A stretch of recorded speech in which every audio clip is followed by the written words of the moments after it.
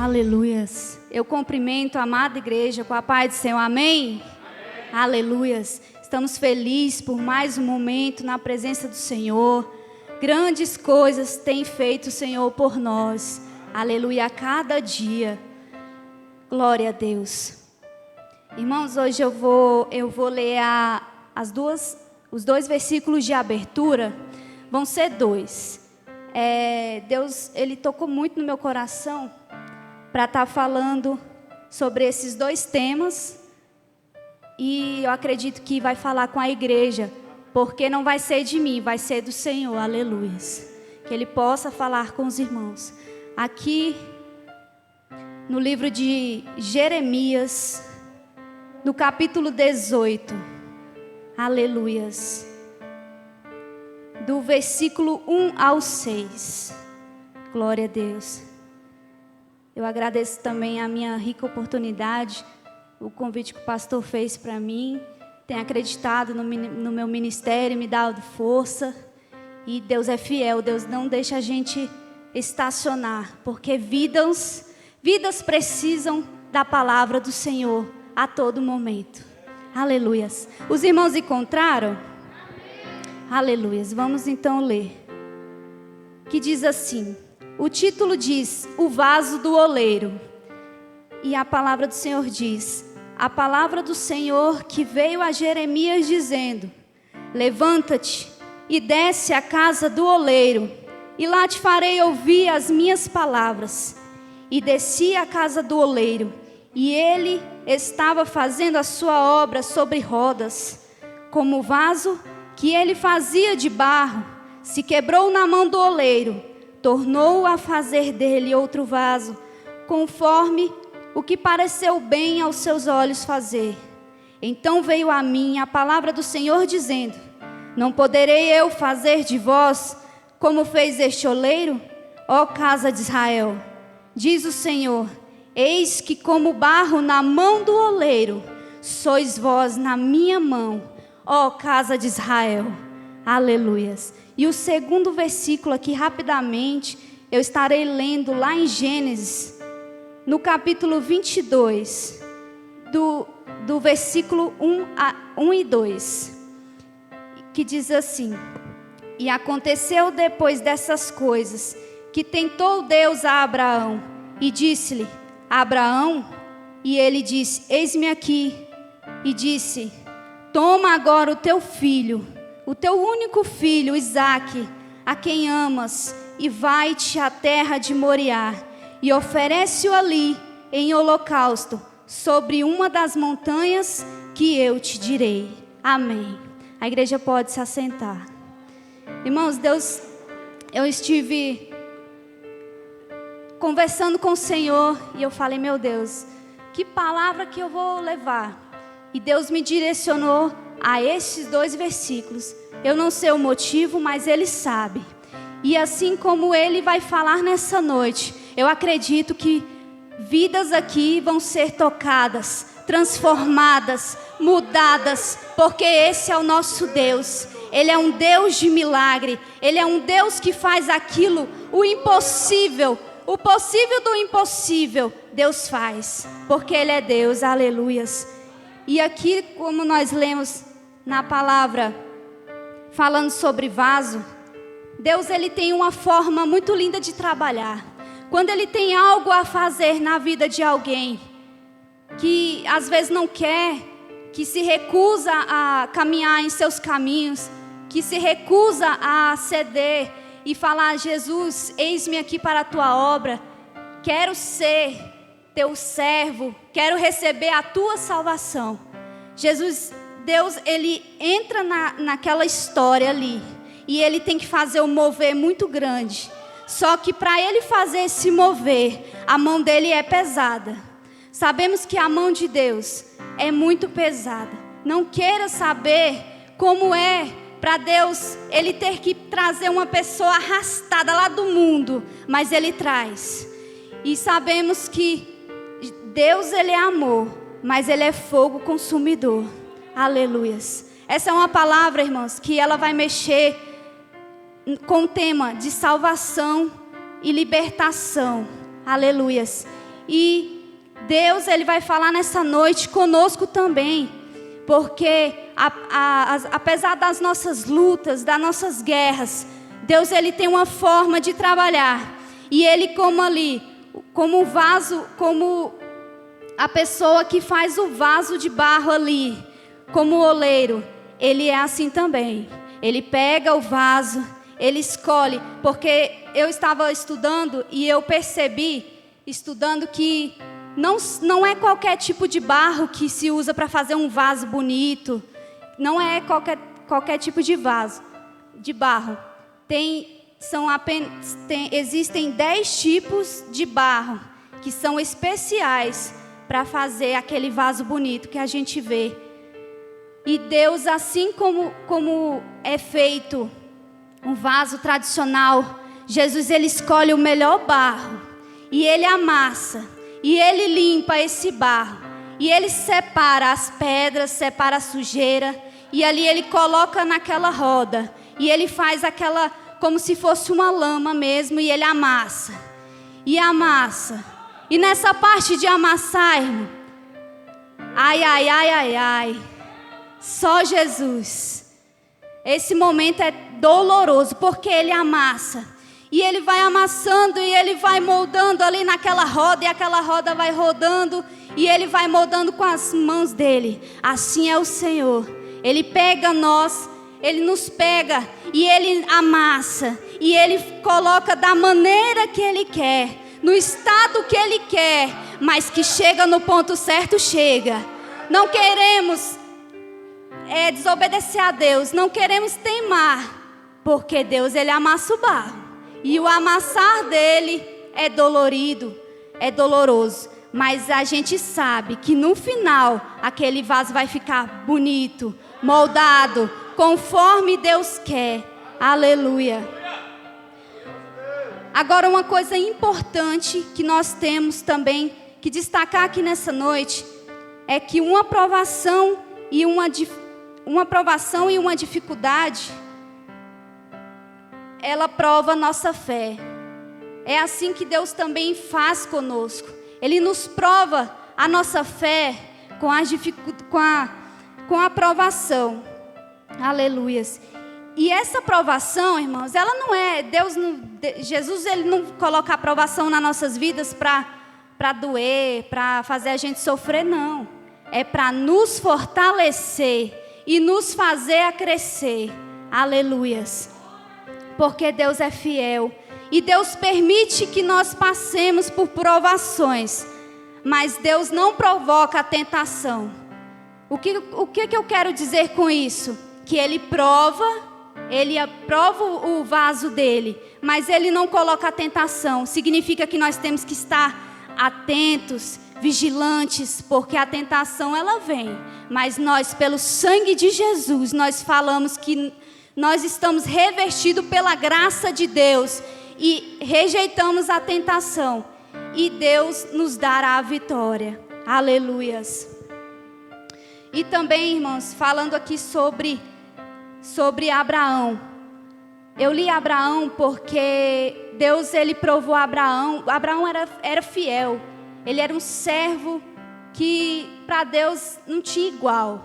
Foi tanto que Deus escolheu Abraão para estar guiando aquele povo, aleluia, fazendo conforme Ele queria.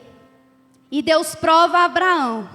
E Ele chama Abraão e Ele fala para Abraão: Abraão, toma agora o seu filho, o teu único filho, aquele que você tanto ama, e leva ele em forma de sacrifício para a terra de Moriá, e oferece ali em holocausto uma das montanhas que eu te direi.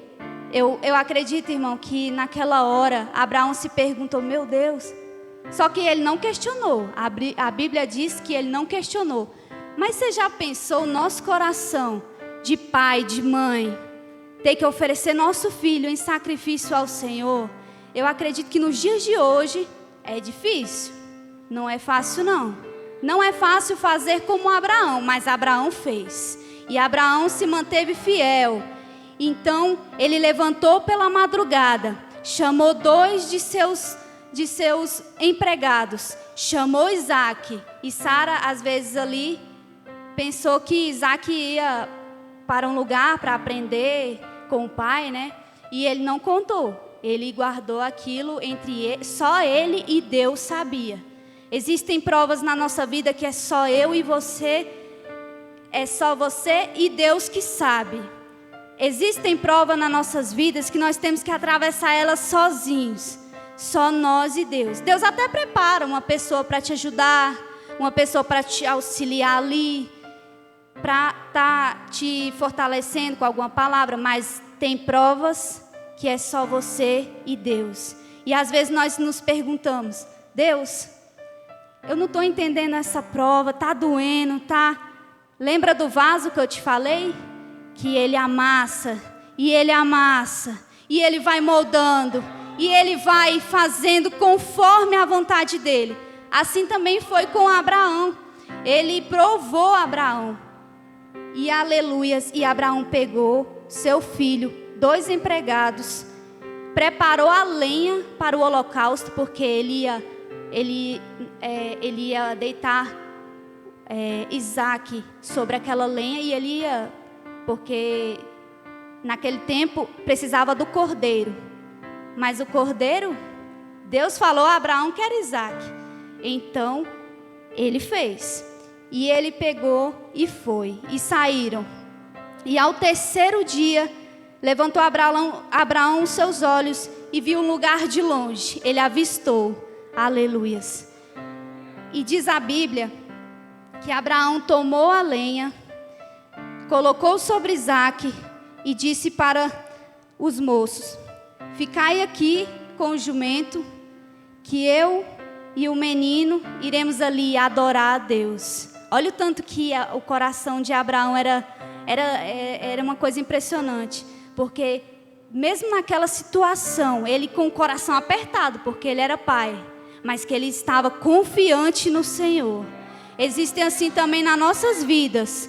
Às vezes nós pensamos, está doendo, Jesus, mas Jesus está falando: acalma-te, porque eu vou fazer todo mover na tua vida. E nós temos a credibilidade que quem luta por nós é o Senhor. E assim Abraão seguiu.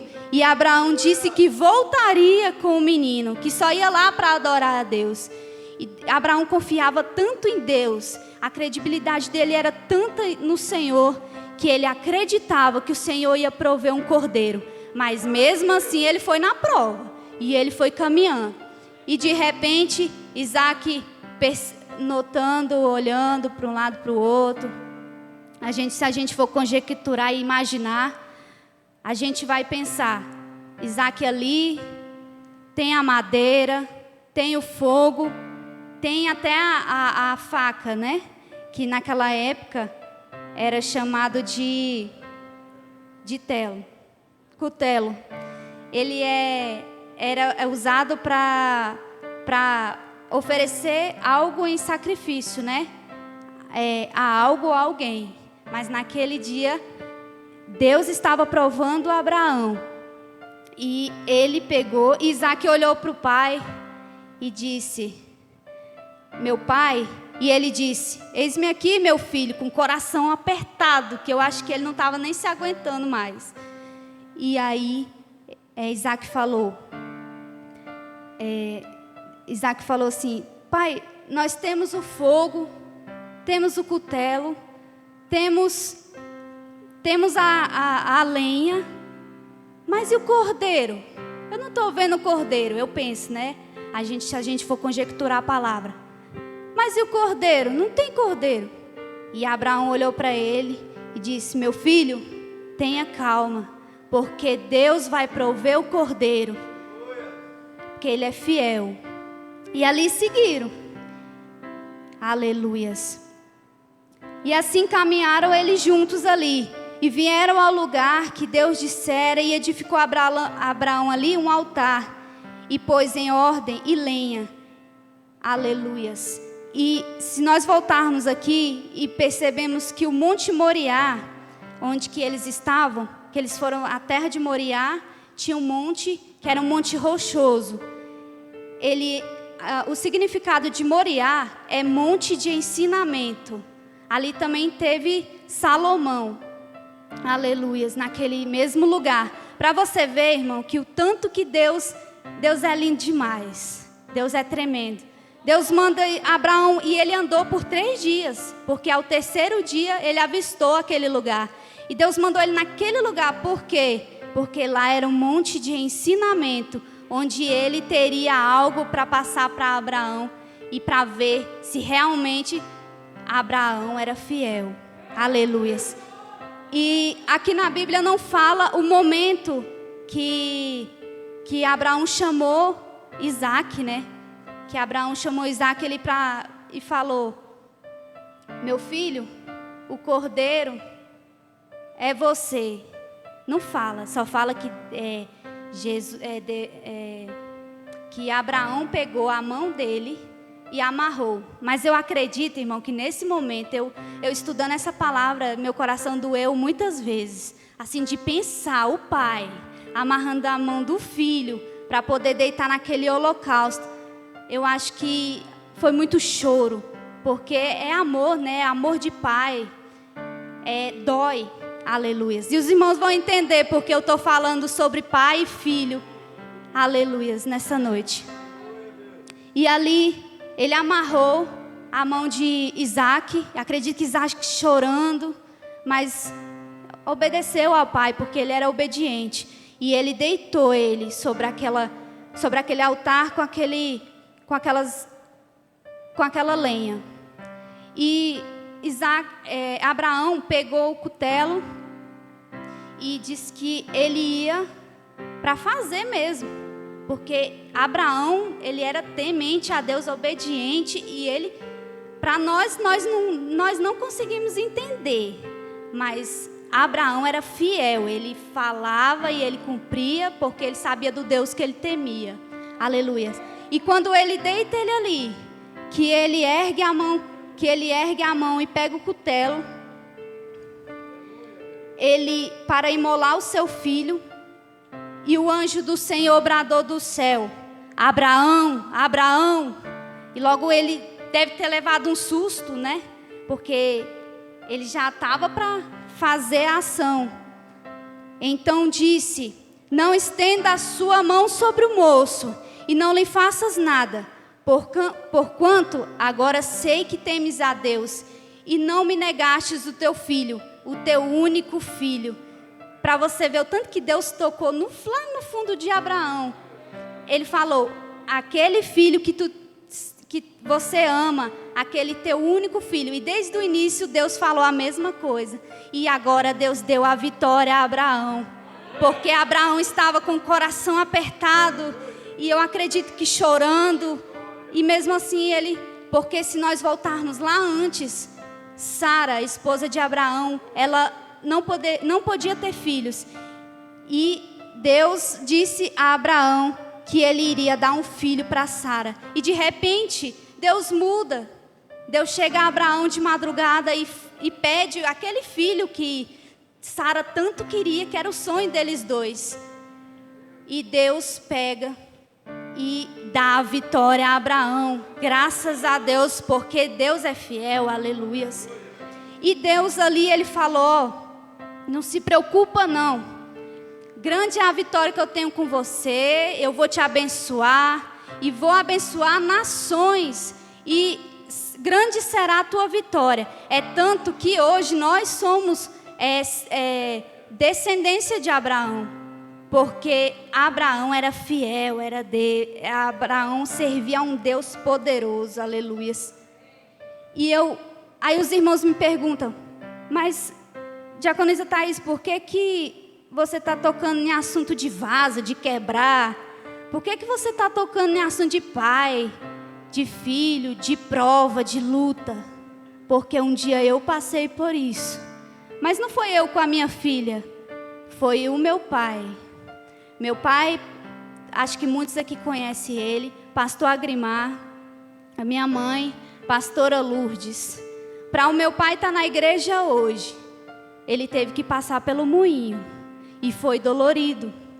Porque meu pai, para quem não sabe, ele não gostava de crente. Meu pai, ele via crente à distância, ele queria ver lá longe, mas não. Meu pai, ele não... E meu pai já foi espírita também. No tempo lá que ele morava lá com a minha avó, lá em Goiânia. Ele foi espírita e ele veio para cá. E ele conheceu minha mãe. Eu sou a filha única deles dois. E minha mãe, ela sempre ela ia na igreja, orava, buscava o Senhor. Minha mãe sempre foi muito temente. A minha mãe, para mim, ela é uma guerreira, porque passar pelo que ela passou não é para qualquer um, não. E ali eles casaram, me tiveram depois de muitos anos ali. E aquela guerra, meu pai bebia, meu pai batia, meu pai quebrava tudo dentro de casa, porque quando a pessoa bebe, que ela ingere aquela bebida alcoólica, ela sai do corpo dela. Porque ali é de Satanás. Satanás entra e faz a bagunça. E um certo dia minha mãe, de tanto ver meu pai naquele negócio, e meu pai ni zoeira, ni bagunça, e minha mãe não aguentava mais, e sofrendo. Pastor Roberto aqui sabe, Pastor Paulo, a pastora Bia também conhece a história. Era difícil. Os vizinhos lá, hoje, para eles, nós somos uma bênção. A meu pai e minha mãe, porque era só a guerra. E minha mãe ali, ela falou, eu vou orar. E minha mãe decidiu pagar o preço pelo meu pai. E ela foi buscando, foi orando e chorando e aquele negócio. E eu de 5 para 6 anos ali, já tinha 5, 6 anos. E aí minha mãe pegou e um dia foi para a igreja com a missionária Teresa, a mãe da pastora Anice. E ali ela estava num culto e Deus revelou para a missionária Teresa. Deus revelou para ela, entregou uma revelação.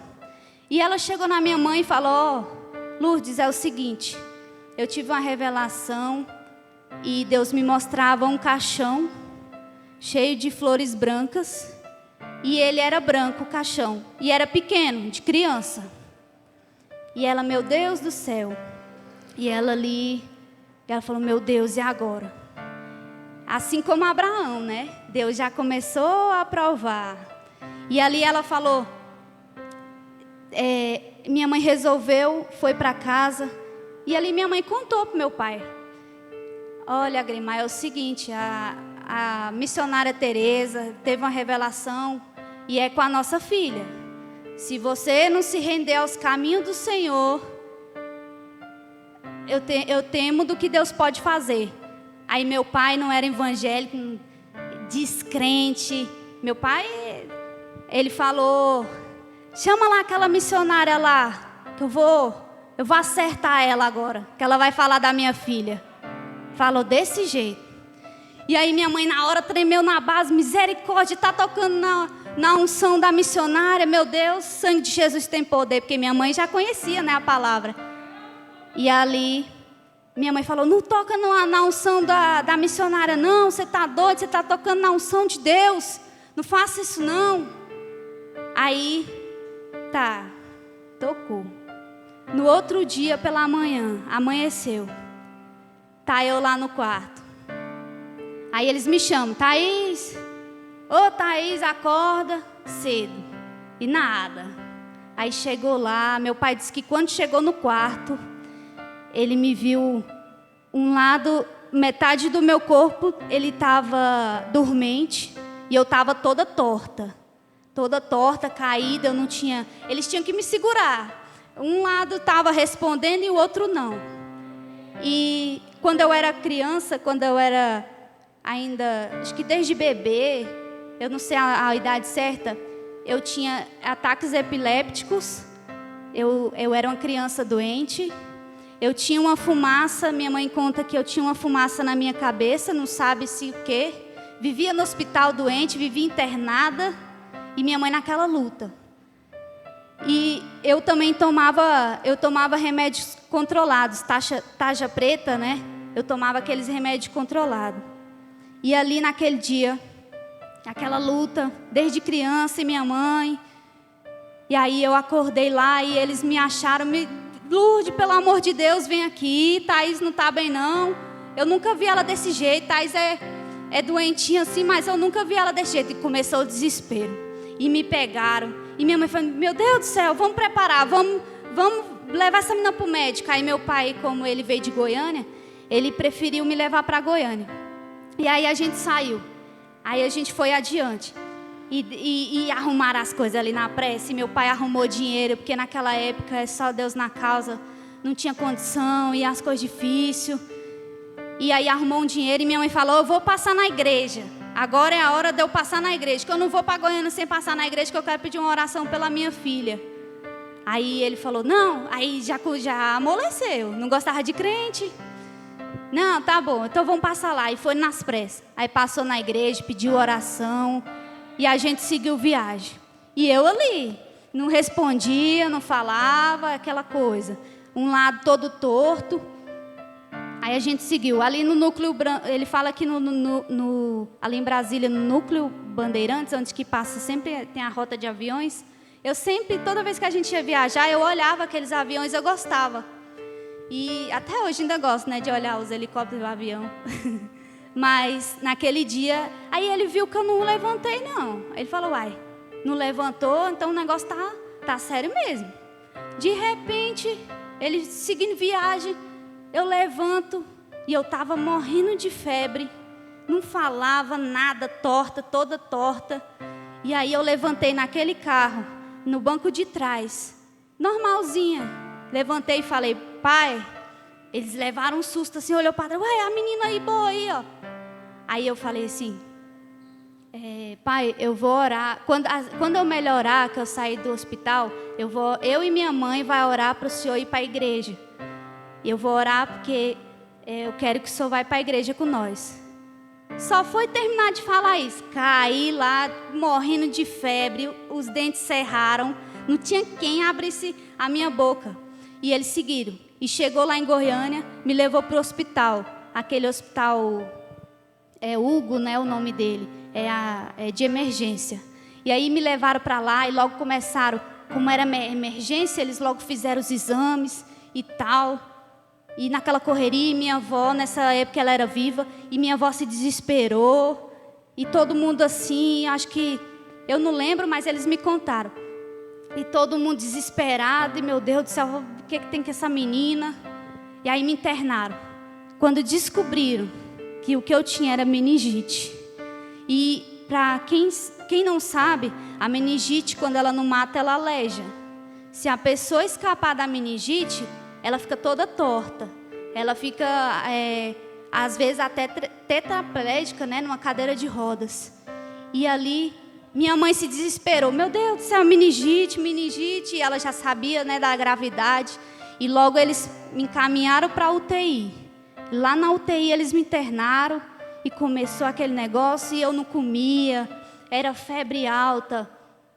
Os dentes cerrados, eu não tinha quem fizesse, não. A meningite é muito triste. É uma tortura, né, com a pessoa. E ali eles foram e eles disseram que naquele sofrimento, e aí eles pegou e meu pai já estava, porque mexeu com a filha dele, né? É igual a gente falou aqui de Abraão. Abraão foi forte, porque mexeu com o filho. A gente sabe que se mexer com nossos filhos é o nosso maior tesouro aqui na terra, né? Aleluia. E ali meu pai acho que já estava meio que comovido, e meu pai chorando, desesperado. E aí ele pegou e falou lá com minha avó, com o pessoal. E aí a médica falou, é meningite, pode ser que escape, pode ser que não, pode ser que vocês... Aí contou lá minha mãe desesperada, chorando, e meu pai triste, e minha avó também. Aí falaram de uma missionária para ele. Falaram de uma missionária. E essa missionária, o nome dela é Naí, lá de Goiânia. E eles falaram, não, vai lá na casa da Naí, que ela vai orar por vocês, que vocês estão precisa de uma calmaria, né, no coração. E eles foram. Quando eles estavam chegando lá na casa da irmã Naí, ela já gritou. Aí ela avistou eles dois, o casal. E ela falou bem assim: né? Não veio pelo amor não, mas veio pela dor. É dolorido, não é, casal? E meu pai já estremeceu. E olha que meu pai não gostava de crente. E ali meu pai já ficou assim. E ela falou: Deus já me falou que vocês iam vir aqui. Ele já tinha me avisado. E Deus falou que sua filha vai levantar amanhã naquela cama. E ela vai sentar naquela cama. E ali, sem acreditar. E nesse mesmo momento, na hora que eles foram para a casa da missionária, da irmã Naí, da missionária Naí, a minha avó lá na casa dela recebeu uma ligação. Ela ligou, né? Porque quem estava no hospital era uma sobrinha dela, prima do meu pai, que era médica, que estava lá naquele hospital. E ela estava acompanhando. E aí a minha avó ligou, já sabia, né, que meu pai tinha ido lá na missionária e tal. E aí ela ligou para a doutora Renata. E aí ela falou: doutora Renata, dá minha avó era muito preocupada. Fala aí para nós o que está acontecendo, nós estamos aqui sem saber. Aí ela falou assim: tia, não queria te desanimar não, mas já que a senhora me ligou, se eu fosse a senhora, já poderia preparar a roupa, prepara tudo aí, porque ali não tem solução não. Nós medimos aqui, eles medem os sinais vitais, né? Quando é criança, eles medem os sinais vitais e eu não mexia, mal eu mexia a veia do meu pescoço. Eu já estava nas últimas, já estava me despedindo. E ali minha avó já ficou desesperada, meu Deus do céu. E nessa época minha avó não conhecia a Deus, né? E aí minha avó, meu Deus, e agora? O que vai acontecer? O que eu vou falar para Agrimar? Porque ela já sabia o que a médica tinha falado. E a médica falou: ela não tem solução. Para nós médicos não tem mais solução. Se eu fosse você, já preparava para não fazer tudo às pressas. Prepara roupa, prepara velório, caixão, porque, tia, eu vou ser sincera, ali já não tem mais solução não. Mas o que aquela médica mal sabia é que existe um Deus poderoso, médico dos médicos, que ressuscitou Lázaro ao 4º dia, que já cheirava mal. Ela não sabia. Os médicos, eles não acreditam. Às vezes tem muitos médicos que não acreditam na existência de Deus. E ali minha avó, meu Deus, e agora? O que eu vou falar para Agrimar mais a Lourdes? Minha avó não sabia nem o que fazer. E meu pai chegou. Tia da missionária, ela vai levantar amanhã da cama. E eu, imóvel, né, não me mexia. E aí meu pai chegou lá. Meu pai já estava mais alegre, né? Já estava confiante que ia acontecer. Ele não sabia como, mas que ia acontecer, ia, porque foi com uma luz, né, na escuridão. E aí a minha avó olhou para ele. Só que a minha avó era igualzinha ao meu pai. Nunca que ela ia desanimar, né, naquela hora. E aí quando ela viu meu pai chegando e minha avó já tinha chorado. E aí, meu filho, como é que foi lá? Mãe, a missionária, nós foi lá na casa dela, ela falou que amanhã Thaís vai sentar na cama, Thaís vai ter solução, mãe. E meu pai já estava transformado, já estava... E Deus amassando, e Deus quebrando o vaso, e apertava. E aí meu pai alegre. Minha avó, como sabia, já tinha notícia. É mesmo, meu filho? Tá bom então vai dar tudo certo. E minha avó não ia, né, chegar e... Aí tá. No outro dia, eles foram no hospital. E faltava alguns minutos para a hora da visita. E quem entrava naquele quarto era só minha mãe. E meu pai, ele ficava sempre no vidro, me vendo. E aí, nesse dia, faltava alguns minutos para o horário da visita. E meu pai ia para um lado, e meu pai ia para o outro. Ia aquela agoniado, diferente de todos que estavam ali. E tinha tinha um segurança que estava na porta. Ele falou: meu senhor, desculpa eu te incomodar, eu sei que o senhor está nervoso, mas por que o senhor está andando assim de um lado para o outro? Eu já estou ficando agoniado. Aí meu pai contou que eu estava lá, que eu estava doente, contou também da profecia da missionária. E aquele vigilante, ele falou assim, o guarda lá, ele falou assim: ó, não se preocupa não, eu também sou cristão e eu acredito em revelação do Senhor e eu sinto que vai ter resposta sim. Acalma teu coração, porque vai acontecer. E meu pai esperando, e faltava 5 minutos e 4 minutos, e minha mãe lá desesperada também. Minha mãe já não estava tão não, porque minha mãe, ela sabia do Deus que ela acreditava, do Deus que ela servia. E eles pegaram e subiram. Quando liberou, foi a mesma coisa foi correndo. Se pudesse até voava nessa hora, para poder me visitar ali. Porque eles queriam ver a ação de Deus, né? E aí, subiram lá. E quando chegou, meu pai já ficou posicionado aqui no vidro da UTI. Isso eu já estava lá eu já estava na UTI há 3 dias. E aí ele olhando no vidro, pálida, amarela, parecendo um defunto lá. Parecendo que já estava para preparar mesmo. Eu falei para minha mãe hoje assim: mãe, eu tenho certeza que Deus só estava me segurando os batimentos do meu coração, porque eu já tinha morrido. Porque eles falam que eu estava tão pálida, eu não tinha uma gota de sangue no meu rosto, na minha pele, nada. E aí, quando ele chegou no vidro, que minha mãe vestiu aquele roupão na UTI, ela fez a volta, e ela entrou, e ela chegou do meu lado. Meu pai falou que eu mexi um pé direito, e mexi depois o esquerdo. Foi o primeiro sinal que ele viu. E ele já ficou contente ali, falando: meu Deus. E meu pai já estava sendo amassado. E minha mãe pegou e falou assim: Thaís, seu pai está aqui, ó, no vidro. E eu, meio aérea, né, naquele dia. Aí ele pegou e falou assim: Thaís, levanta que seu pai está ali no vidro e ele está querendo te ver. Aleluia. E ele disse que, minha mãe disse que me ajudou assim a levantar. E eu levantei, porque eu não tinha sinais vitais não. E Deus é tão poderoso que eu levantei. Acredito que ali os enfermeiros, os médicos já estavam meio que de olho assim, que o negócio estava meio que mudando. E aí eu levantei. E quando eu levantei, que eu olhei, ele estava aqui atrás, no vidro.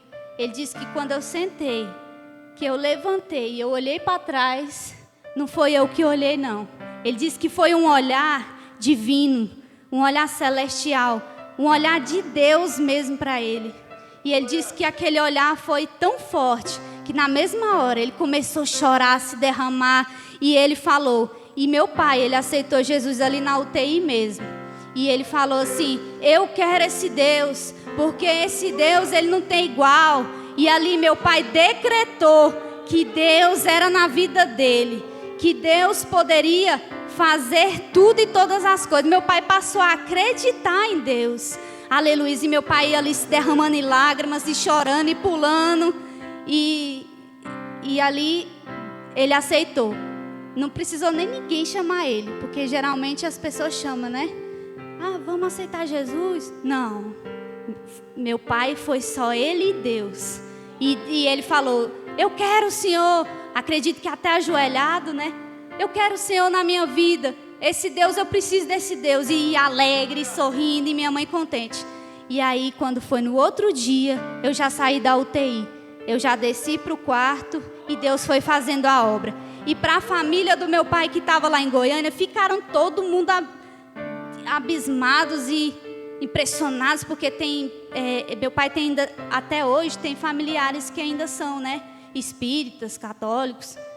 E ali eu fui uma prova de que Deus, ele existe.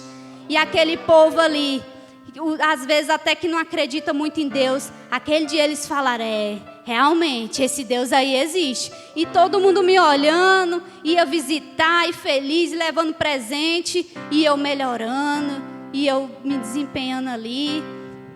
Foram 5 dias naquele hospital, 3 dias de UTI e 2 no quarto. E minha mãe disse que eu recebi alta para a honra e glória do Senhor. E para a honra e glória do Senhor, hoje eu não tenho nada, nada. A única coisa que eu tenho hoje, que Deus me entregou, acredito que desde aquele momento, porque Deus Ele tem uma coisa comigo muito forte. Apesar de eu ter passado por isso, eu acredito que por ser um tratamento com meu pai, também foi uma coisa assim que eu tenho como testemunho a dar. E até hoje eu acredito que o louvor para mim não tem igual, não. Eu gosto de louvar, eu gosto de estar na presença de Deus. Posso dizer que porque a gente é adulto, né? A gente muda muito a nossa mente. Mas hoje em dia, eu dou um valor tremendo nessa palavra aqui. Eu até mesmo no meu serviço, eu puxo uma mesa, na hora que eu vou tirar meu intervalo, eu coloco uma cadeira e eu fico estudando. E eu levo meu caderno, eu não tenho tempo, mas eu vou estudar lá. E o povo fica olhando assim, e olha, eu acho que aquela menina ali é doida, porque escrevendo e o fone no ouvido, escutando o hino.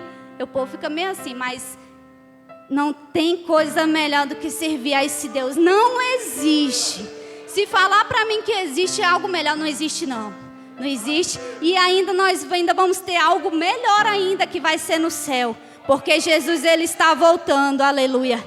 E você, às vezes, que fica assim meio que temeroso, meio que querendo não deixar Deus agir na sua vida, faça isso não. Deixe Deus agir na sua vida, porque não tem coisa melhor não. No momento que você precisa, Deus, Ele age. No momento que você precisa, Ele fala, calma filho, estou aqui do seu lado. No momento que você está desesperado, Ele está lá para te ajudar. As coisas estão difíceis? Estão, mas você tem Deus e você tem a graça dEle que te conduz por aquele caminho. Então, irmãos, não deixa de adorar esse Deus não. Não deixa. E hoje, para a honra e glória do Senhor, meu pai, Ele é pastor aqui do Ministério Ebenezer. E nós somos gratos a Deus por esse ministério, eu principalmente. E meu pai, ele é pastor ali na congregação aqui da Nova Norte. E meu pai é aquela benção ali, graças a Deus. E minha mãe também. A minha mãe, ela foi uma guerreira, porque pelo que minha mãe passou, e ao ponto de chegar e falar, eu vou pagar o preço. A partir do momento que uma pessoa fala assim, eu vou pagar o preço, a partir do momento que ela fala assim, eu vou pagar o preço, tem que estar disposto, irmão, porque o preço não é brincadeira não. Mas que Deus dá a vitória, Deus quebra o vaso, Deus renova o vaso, Deus faz como Ele quer. E Deus é fiel. E eu estou aqui para a honra e glória do Senhor. É como aquele hino. Olha eu aqui. É a mesma coisa. Estou aqui para a honra e glória do Senhor. E para te dizer, não desanime. Não desanime da tua casa. Você que está aí do outro lado do computador, do celular. Não desanime da tua família. Porque ela pertence ao Senhor. E quem trabalha é Ele. Aleluia.